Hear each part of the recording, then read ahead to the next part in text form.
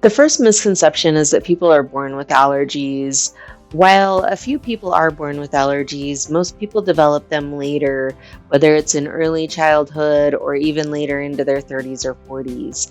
Allergies are something that can really come and go, and they're a little bit different in different age groups.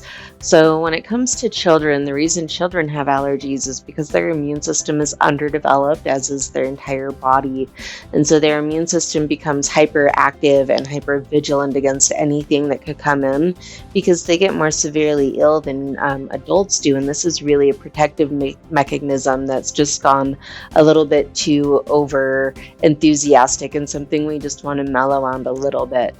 In adults, the reason we can develop allergies later is really more from an accumulation of stress. As adults, we have a hectic lifestyle. Most people do anyway. We have constant different allergens that we're breathing in, different toxins that are coming in, and all of these things start to add up. And so even if your immune system was pretty healthy and able to handle the daily burdens in your 20s, eventually, potentially in the 30s and 40s, all of it starts to accumulate and we become symptomatic and start to exhibit what people call the symptoms of allergies.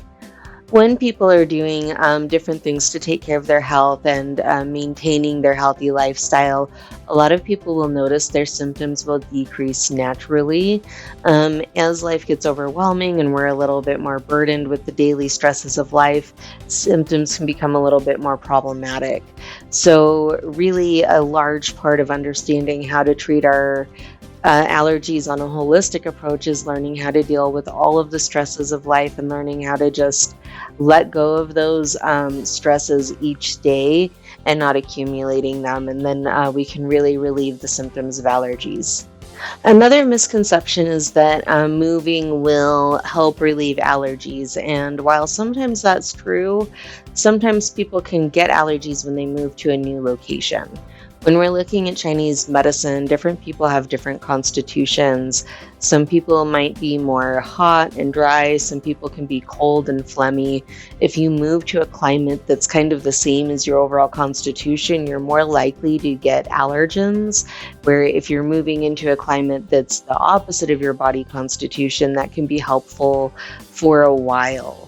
That being said, over time, if you're not really addressing your immune system and taking care of your body, you can develop allergies into your new climate just as easily. So it's more effective to really treat your allergies and your immune system rather than trying to move to get rid of your allergies.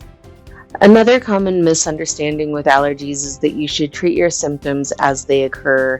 In Chinese medicine, whenever we're having seasonal symptoms, the whatever is happening in our lifestyle actually happens the season beforehand. So really, when we're trying to get a hold of allergies and taking that holistic approach, it's important to get out the season ahead of time. So for a lot of people with spring allergies, what we want to do is look into the winter time and see if there are behaviors in the winter that may be causing phlegm accumulation or heat accumulation that will end up presenting itself in the spring as allergies. Local raw honey is one of the most controversial topics when it comes to treating allergies naturally. So when we're talking about honey, depending on who you're talking to, the people that are against it will say that the allergens that commonly cause allergies aren't necessarily going to be in the honey, and that raw, unprocessed honey can even have bits of allergens in it that can cause people to have allergic reactions. And while I think there are aspects that have while I think there are aspects of that that are true, I don't think that has a complete look at when we're looking at the medicinal value of honey. So besides just having pollens in the honey, other healing properties include the fact that it's very soothing for the throat and for a cough.